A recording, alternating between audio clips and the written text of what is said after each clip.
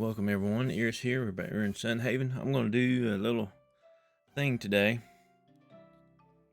Go over the money thing, because I know a lot of people's being a little confused when I keep saying I do the fruit trees and stuff for my money. I'm going to show you a few ways of making not like a whole lot of money, but a way to keep your money coming in like I do. I mean, see my money, I don't have. Every once in a while, you might have seen my playthrough have a million, little, but I mean I fluctuate because I do spend my money a lot, but I don't tend to just find the easiest way and just max out my money. But I'm going to show you a few things here. Don't forget, if you're new to this channel, hit that subscribe button. Also, give us a thumbs up, like, it would greatly help us out. Early game, honey. Once you unlock the honey, I would make as many hives as you can here and there. And the game tells you have to circle around with flowers like that, and it makes honey every 3-4 days. And I'll go and I'll show you all this. Collect all this honey up. A lot of this starts adding up. And when I play these games, I find I want to do the laziest way. I'll be honest with you. The laziest game. See, I have all these. I'll go into this right here. Honey, as soon as you plant them, I put 100% water so they stay watered all the time. So I ain't got to worry about watering them. Just go around and pick them up. This right here, this is good for early game. I'll show you here. Got 12 honey. That's 4,000 right there. It's a quick 4,000. It's after you plant them, put the water. You can water them until they're grown. If not, also, once you unlock the fish, the fish nets, get as many as you can. Perks help out as well. I mean, as many as perks as you can helps out. This, I'll show you the fish. This is normally what I do just about when I really want to make money. I make sure I do all this every morning. I got that. I do have that fish net in the wrong bad spot. I'm not gonna worry about that one. It ain't a whole lot, but it does add up over time.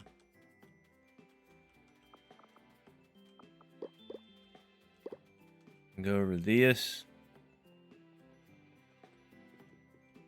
That's the one I used right here. That's 4,000. Now it's up to 6. I've got a perk where I do get items out of them. I'm gonna go ahead and sell them, because at the moment I really don't need it. I've got these are for my crops I've been growing. That's for my crops. So now it's 7,000. That's a quick 7,000 right there. And then my way between that, but my biggest thing is the fruit trees. A lot of people is kind of confused about it. Like, you do fruit trees. Yeah. I've got all the perks for all my fruit doubles, and then the fruit prices. It might not add up to a whole lot once you, I've got as many as you, or I've done this, and it don't add up. But it's consistent money. Same thing as the honey. And you can get something from these about every day, or you can wait till they're all fully grown. I make anywhere from just this section right here. I can make anywhere from 9,000, well, 8,000 to 10,000 a day. If I have more gold, it brings up 11, 12,000. So that's per day. And versus like a crop, I want to go out adventuring, but I don't want to spend most of my day watering or tending to the crops. This is a great way just to get passive income. Just all you gotta do is just run around, collect them. You don't have to collect them every day. You can just wait till they're all full, like I have here. And the peaches, once you unlock these peaches, that's the ones you want mostly off. This is my variety of everything. That way, for when I was cooking, making a lot of fruits, a lot of jams, stuff like that, I had all the mixtures, different kinds. I'll show you. Let's go over here. Put them in here. See, it's 744. That's 17. That's almost 10,000 right there.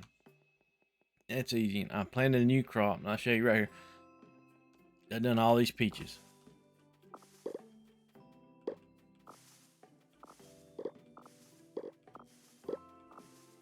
And I did this in a little bit different. So I put I put tiles in between. I left a row in between them, put tiles. And I put the tiles down because I later figured out, I mean, trees grows in between like up there. I'm trying to keep the trees cleared out to where you can move around it. You can accidentally hit your tree because your fruit trees, because you don't see them too well. But I'll show you the amount just from this right here. This will be even bigger. Those peaches, you get 6 peaches, they're about roughly a little over 500 per tree. Roughly. See that? Got that. So it brought me up to 33. These are museum stuff. You can get those easy by, like you seen. I grabbed those just by harvesting my fruit. So that's part of the museum things. That's 33,000 just doing that little bit. That's not that easy. Quick, easy, very passive. You ain't gotta water them every day, or you ain't gotta harvest them every day. We're like, oh, I got a crop. Crops are a lot of money. You can make a lot of money off crops, but I tend to use my crop stuff for the cooking and stuff. That's the reason why that is the easiest way. If I want to cook a lot of stuff for perks or stuff, I plant a lot of crops. Now, if you want a massive jolt in income, is the melons, but they're summertime. I've got a lot of melons here. They are a summertime crop, and I'll show you here. They're quite expensive to grow, to buy seeds wise. Got that's a little hard without getting sometimes I can encroach on getting those. Should have put, when I made it, I should have put a little space in between it, but I didn't. I'll show you the melons here. I do have a perk where I get other income as I do them. But if you want a real big jolt during the summertime and money, this is probably it's the longest crop during the summer. It takes a good while. I mean, you see I'm in day 16. I plant them on like day 2. So it'll take about 14 days to grow without looking at them here and there. It's not perfect. Not exact on how many days. But if you make a lot of during the summertime, if you make several, that's what, if you notice previous videos, my seed maker, I have one seed maker right now. I got one now just for room, for aesthetics. I can place down more if I wanted to. That's what I had right here going a lot. You can create seeds in between seasons, because it does take a long time to do seeds. So like one summer you get massive crops, make some seeds, that way you ain't got to buy them. Let's go over here and I'll show you. Now it's 36,000 per 100, so that's 119,000 right there. I could do a lot more, but I mean, farmland, how much you want to farm, it's up to you. You can make a lot more. So that's 1,900 right there. I already have these, so I'm gonna go ahead and get rid of those. So I'm gonna put them in a different. Let's go over here. These are the different seasons you can get with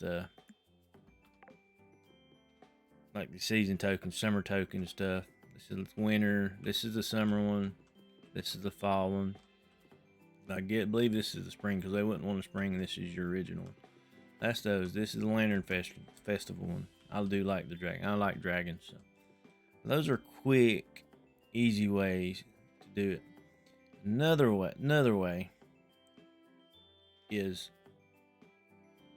when you combat grinding. Depends on your level, where you're at. Find your area if you want to grind your levels in combat.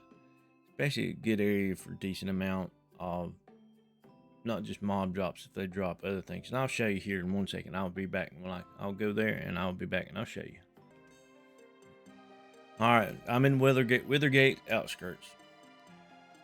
Towards the end game, or when you get to Withergate, in my playthrough of this game, when I'm in this area, I go through and explain what I'm doing. But I just go, not in this area, but I'm working towards where I'm going.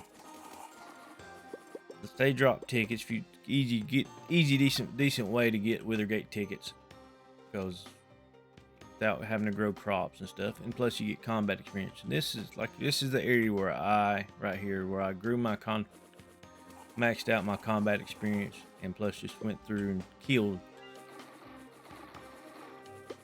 You get all this XP, and they'll start dropping other items besides this haunted log, slime. You'll start getting silt, stuff like that. And that's, you'll start making, if you have a stack of silk, it's like 30,000-40,000. And you find that area that drops more than just the mob drops. See, I just do this because they spawn back through here real quick. By the time you went through and killed them, come back. But since I ain't showed you that the spawn drop more than the rest right there, silk, and just run back and forth here. You can set your daytime to take a lot longer. When I would normally do this, I would set it to 40-minute days and just run back and forth, gain my experience, and plus get those silk. I'll show you the silk for 2. It's 176. Simple and easy, especially just grinding, leveling up. They've added this since you can go up here, but there ain't no mobs up there. It's just more hardwood, these stones. But even though I kill them quick, I can go back and forth. And I'll show you, I'll try to go gather a little bit more and show you what I'm talking about, and we'll be back. Alright, I've done a little bit of grinding. I'll just show you, these are not just massive amounts where you can make massive amounts, but it's the easiest way to make money. I did get one of those. It's 10. But where I was fighting, like Nel'Vari, if you go outside of Nel'Vari, you can run around out there and you can get their income passively, like it's going. But I just got 24 drop rates. There's sometimes you can go do that and you can get massive amounts. I've had times where I've grinded a whole day and had 3 or 4 stacks of silk. But it's just simple. And then passive, you get the tickets for that. I mean, you get the other types of money. That's 2,000 easy. Just if I wanted to grind, I didn't need to grind since I maxed out my combat. But just grinding experience just finds you that one easy spot that you can just rotate, not having to go in and out. Good and easy way of income. Like I say, these are not massive to where you game breaking, you can always have tons and tons of money, but it's a good flow. Instead of just spend all my time farming, worry about my farm, then go out adventuring, you can just have these little tips just sitting there. Or if like killing and adventuring, where you find you the good place that you want to, it's all just passive. You ain't got to worry about it. That's the best part about this. And like I say, it's not game breaking. With that being said, don't forget, if you're new, hit that subscribe button. Also give a thumbs up, like, and I also have a Patreon link down in the description if you want to further support the channel. I do want to increase the quality of it, but I do need a lot more things, and that's what all that money is going. Well, most of it. Well, not just most, about every bit of it. Get pieces and parts to help this stream, help me out with my audio more, everything. And eventually, once we get a little bit bigger, a little bit more, I'm gonna start doing live streaming. I've decided about probably the first time on this, probably when we hit 200 subscribers, I'm gonna start doing some live streaming. So 200 subscribers is the goal for live stream. And once we hit 200, I'm gonna start doing live streams. Do them more often. Which I haven't done one yet on YouTube. I originally started out on Twitch live streaming. And now since I'm rambling, Long, everybody have a great and wonderful day. Goodbye.